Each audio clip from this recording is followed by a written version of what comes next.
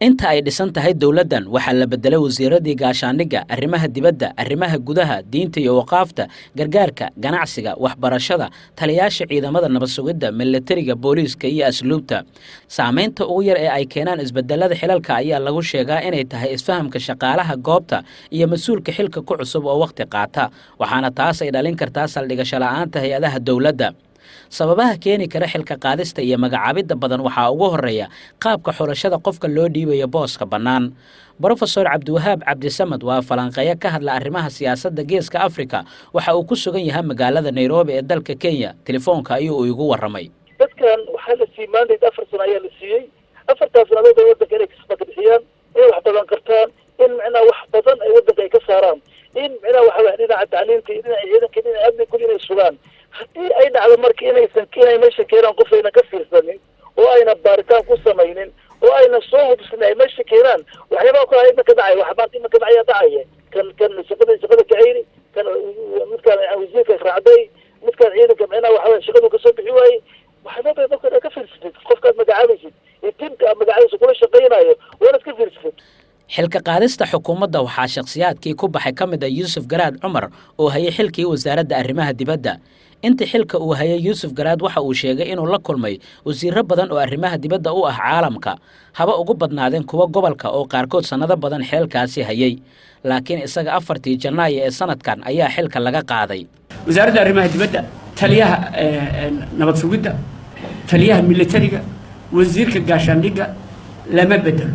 marka hore laguma degdego magacaabidooda, marka ay meesha qabtaanna lama bedelo.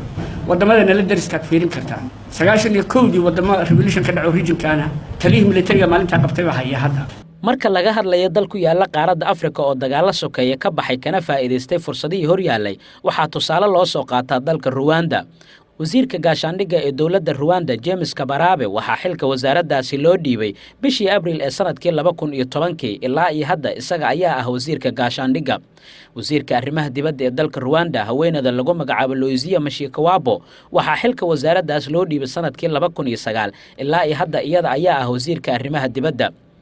marka loo eego dalalka dariska la ah Soomaaliya, Aamina Jawaahir Maxamed wasiirka arrimaha dibadda ee Kenya waxaa loo dhiibay sanadkii 2013 waxaana xilka wasaaraddaas ay haysay muddo 5 sano ah, waxaana kadib loo magacaabay xil kale.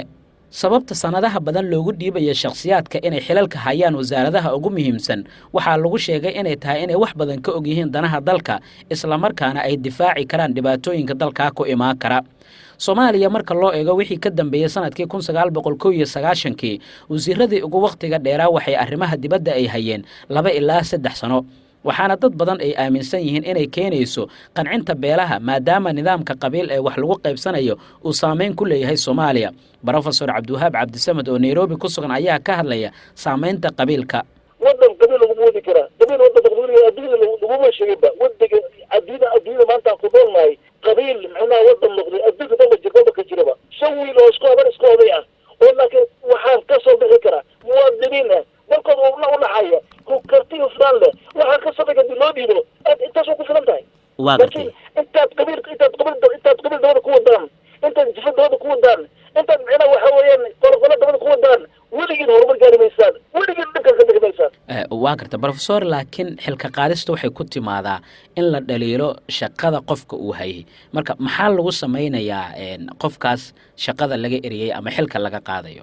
yani qof aad maanta bedeshay ciidan ah oo baladkii Soomaaliya haya oo sirtii Soomaaliya haya oo macnaha wax kasta macnaha ciidanka la haya aad maanta faayagaraysay aad ka soo shaqada yani sirtii ciidanka badan ka dhigaya sirtii ciidanka badan badalku faayagaray inuu xira fiican inuu xiro ayaa wanaagsan wuxuu faayagaray inuu xiro haddii dadka shaqadiisu ka soo bixi waayey wuu xiro xabsiga ku hayay ilaa sirtii yani sirta ummadda iyo sirta qaranka iyo sirta dadka ayaa ka muhiimsan waxa macnaha qofka shaqada laga yiraahdo qofka shaqada laga raadinayo macquul maaha.